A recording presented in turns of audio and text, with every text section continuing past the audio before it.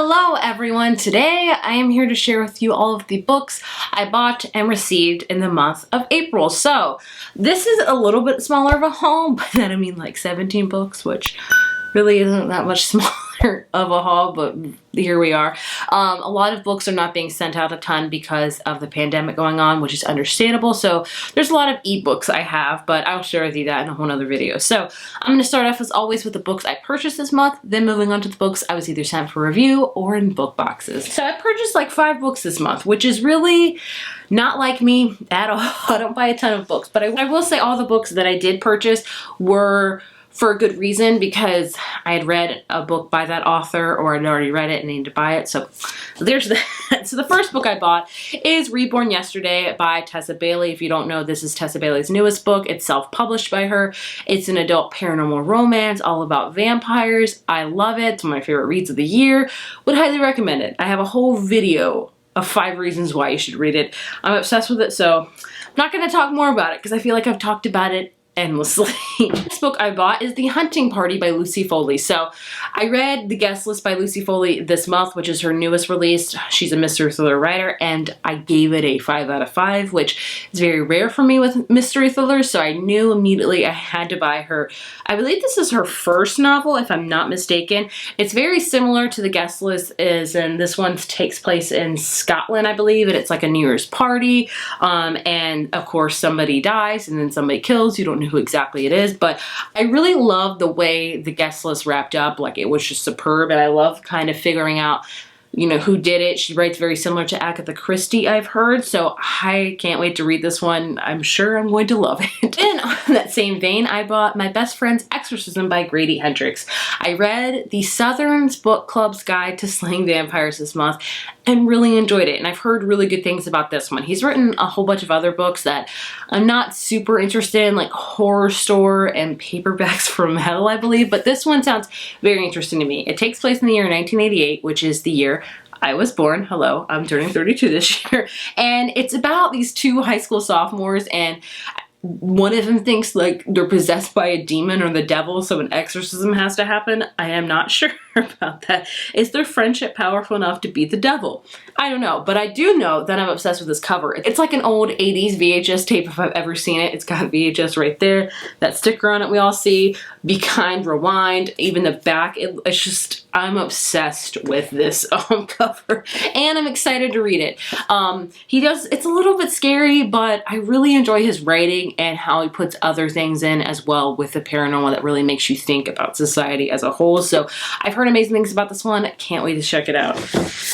And then, likewise, the last 2, I have The Broken Girls by Simone St. James. I read The Sundown Motel a couple months ago. I knew I had to buy this one because I just really enjoyed it. This is her first, I believe this is her first novel, and this takes place in 2 timelines, much like The Sundown Motel did. This one starts off in 1950, where there's this place called Idlewood Hall, where it's like where girls go, like the troublemakers, the illegitimate, the too smart for their own good, and then one of them disappears in 1950. Then we flash forward to 2014. We have journalist Fiona, whose sister's body was found in the overgrown fields near the ruins of that Idlewood Hall, like I told you about.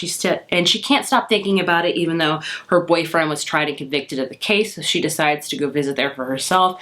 Of course, a big mystery is going to ensue, and I'm excited to check it out. I've heard amazing things about this one. And the last book I bought is Get Out of Your Head by Jenny Allen. This is Stopping the Spiral of Toxic Thoughts. I'm in a Bible study book group, and we pick a book, you know, every few months or so, and this is our newest one we're picking. I'm only like 3 chapters into it, but it's really about, it's a spiritual book about how we can stop thinking such toxic thoughts, which I struggle with on an hourly basis. So this one I'm really excited to finish, and we're talking about it using Zoom sessions, obviously, since we can't meet in person, which is very sad, but that's okay. We do Zoom every single week, and we're still loving it. The rest I have are from publishers. The first stack I'm going to share with you is a whole stack of mystery thrillers. I have been really falling in love with the genre lately. I have read some really good ones this year, which is great because there have been some years where I've read some really lackluster ones in my opinion, but this year has been really great for mystery thrillers, and I hope that continues. So first up, I have a couple from St. Martin's Press. The first one being The Wife Who Knew Too Much. I'm currently reading this right now by Michelle Campbell. This one is about two wives. We have the first Mrs. Ford, who is beautiful and she's wealthy and she was married to a much younger man and now she's dead. Then we have the second Mrs. Ford.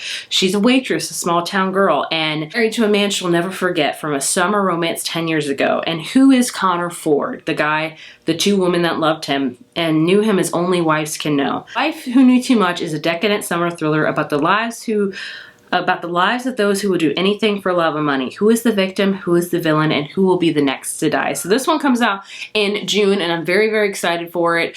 I've heard mixed things about it, but the premise just sounds so intriguing to me, so I'm liking it so far. I'm only like a quarter of the way through. I'm liking it. Then also from St. Martin's Press, like I said, is The Night Swim by Megan Golden. She also wrote The Escape Room, which I haven't read yet, but when I read the synopsis of this, I was like, this is amazing. So this is 20 years ago. A young woman was assaulted and found dead. Her terrified sister never revealed what she witnessed that night. Now, today in the same town, another woman is attacked brutally and the town's golden boy is accused. And then we have a crime reporter covering the trial for her hit podcast is fiercely determined to solve both cases. And the evidence she uncovers will change the lives of everyone involved. So whenever there's a book that has a podcast element to it, I'm immediately drawn to. So that's why I was immediately drawn to this one. So it gives me Serial vibes of season 1 Serial. I will always talk about how much I love that, but this one sounds amazing. I'm really excited to read it. It doesn't come out till August, but I might read it soon because I'm just in a thriller mood. We had the book of the month selection I picked out for April, and that is The Guest List by Lucy Foley. So you saw I purchased The Hunting Party. This is the one that I read from her first. This one, I reviewed it even already, so if you want to check it out, I'll link it right here. This is all about this wedding between two people on like this remote island near Ireland, I think, and basically one of the guests ends up dead and you don't know who died or who done it, and you figure it out. I loved it, would highly recommend it. The ending was just superb, so definitely check it out. And then I have The Silent Wife by Karen Slaughter. This was sent to me from William Morrow. Karen Slaughter is a very well-versed mystery thriller writer. She's got like, I think this is her 20th book actually, yes, 20 years, 20 books. So this is her 20th book, if you can believe that. I don't know much about it. So I think this is about a wife that's silent and she's seen all of these things happen to her husband, or like her husband's done. And either way, Karen Slaughter writes some pretty grim thrillers that I've only read one of her books, and that was like it was pretty easy to read. It wasn't as grim as her other ones, but I'm excited to read this. It comes out in July, so I can't wait to check it out. Then I also have Little Secrets by Jennifer Hillier. Oh, this one sounds really good, but I'm very, very nervous to read it because it's about child abduction, and I really struggle with reading stuff about that. So this one is about Marin, who has everything great for her, and then her son Sebastian is taken. A year later, the search has gone cold. She's losing her husband as well to another woman that she believes, and she says she's lost her son. She's not going to lose her husband as well. So I think it's going to be a really dark and scary book. I need to like really gear myself up to read it because with anything with children involved, like it's hard. I'm a mom. You guys know this. It's hard for me to read, but I'm excited for it. And the last book I have is actually a book my friend lent me, and I'm not owning it. I'm just borrowing it, and that is A Good Girl's Guide to Murder by Holly Jackson. This is a YA mystery thriller. I don't know much about this one. I think it's about a girl that it's a story of an investigation turned obsession full of twists and turns with the ending you'll never expect. I'm excited to read this, but I haven't read a ton of YA mystery thrillers that I really enjoy. I don't know why I'm so harsh on the genre overall. It is what it is, but I'm excited to add another one, mystery thriller, to my stack of TBR books. Next up, I have a finished copy of What I Like About You by Marissa Kander. This was sent to me by Simon & Schuster. I have already reviewed this. I will link it up here. It's basically about this girl that has this book blog where she pairs books with cupcakes, which is great. And she has an online best friend named Nash, and she goes by a different name online as well, like a pseudonym.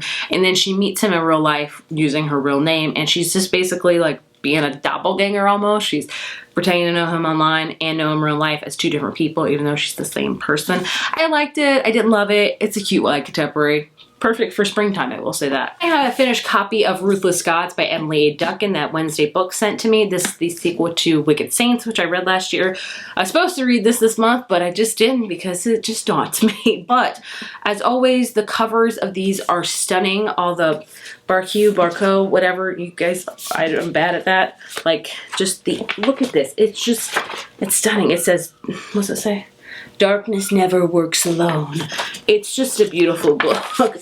This one is a YA fantasy, and it's like blood magic, things like that, two rivaling countries. I did really like Wicked Saints, but I haven't heard the best things about this one, so perhaps that's why I still have yet to read it. And then also from Simon, I have A Heart in the Body of the World by Deb Coletti. This is the paperback copy, and I actually prefer this one over the hardback. I just like the colors more. I like how she's got tennis shoes around her. I just find this more intriguing. I read this book last year. It was one of my favorite books. It's about this girl that has had a really traumatic thing happen to her, and she decides that she's going to run from Seattle, Washington all the way to Washington, D.C. to make a difference, and it's all about her journey with that. Beautifully written book.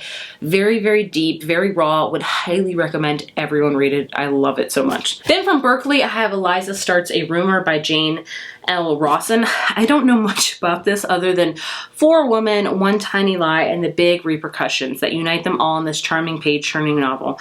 So I think it's about like a small town, and these 4 women get to know a lie or something. I don't know about it. It's kind of like I don't want to say neighborhood drama, like a domestic book, but not a thriller.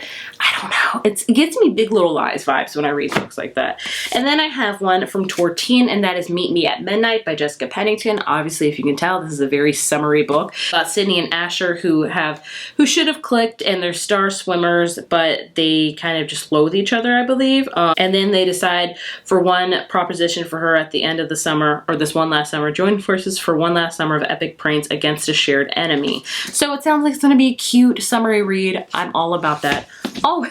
And the last book I have is my outgrade, not April book of the month, but March. I didn't get it till April, but that is The Kingdom of Back by Marie Lu.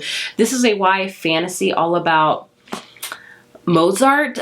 And it's about his sister. I don't know if he had a real sister, a fictional sister, I don't know, but about how she's really the brains and music and stuff like that. I really like Mozart. I always talk about that, and I talk about the movie Amadeus that I really love. The cover is beautiful, the hardback even on the inside, and what I love about this particular edition, it's like silver edges, like that's fancy. So I'm very, very excited to check this out whenever I have an opportunity. YA books have been really not doing well for me this year. I haven't been reading a ton of them. Either way, those are all the books that I acquired in April. Quite a lot to add to my TBR pile, but I have been reading a ton, so I'm sure that all these are gonna be read in no time. At least I hope so.